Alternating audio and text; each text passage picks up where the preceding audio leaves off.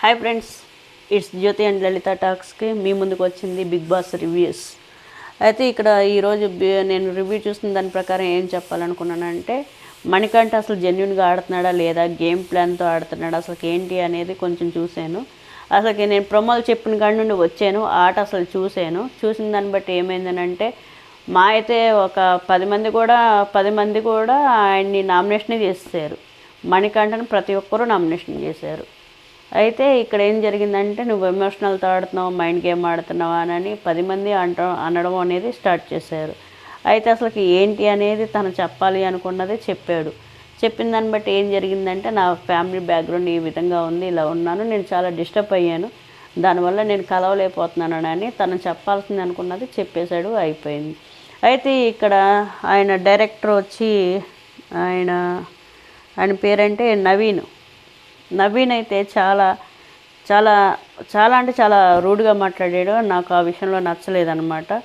ఏంటంటే, మీరు ఇండస్ట్రీకి తెలుసు, ఏమన్నా తెలిసి ఉండొచ్చు, నేను కాదనట్లేదు, కానీ మీరు మాట్లాడే విధానం అయితే నాకు నచ్చలేదు. ఇంకోటి బేబక్క మరి 14 మందికి వండి పెట్టింది ఆమె. సోనియా అయితే అసలుకి ఆ విషయాన్ని అయితే మర్చిపోవట్లేదు.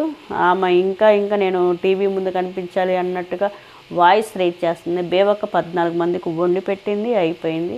తర్వాత మా కిరాక్ సీత వచ్చి, నేను ఆలు బుజ్జి ఎగ్ బుజ్జి చేసుకునేదాన్ని కదా, మీరు వేరే వాళ్ళకి ఎందుకు కూరలు వండుకున్నారు అన్నట్టుగా మాట్లాడింది. లేదమ్మా, వాళ్ళు నాన్ వెజ్ తినేవాళ్ళు ఉన్నారు, వాళ్ళు కూడా ఉన్నారు, కాబట్టి వాళ్ళ కోసం ప్రిపేర్ చేయాల్సి వచ్చింది అని అంది. అప్పటికి 2 ఆప్షన్లు ఉన్నాయి కాబట్టి ఆ ఆప్షన్లో ఏదో ఒక కూర వేసుకుని తిన్నా ఆమెకు సరిపోయేది, కానీ ఆమె అట్లా అడ్జస్ట్ అవ్వలేదు. ఇంకోటి విష్ణుప్రియను సోనియా వచ్చి మాట్లాడుకున్నారు. నువ్వు జోకులు వేసుకుంటూ చేసుకో అంతవరకే అన్నట్టుగా మాట్లాడింది. ఇంకోటి చాలా హైపర్తో మాట్లాడాడు అనమాట. ఇంకోటి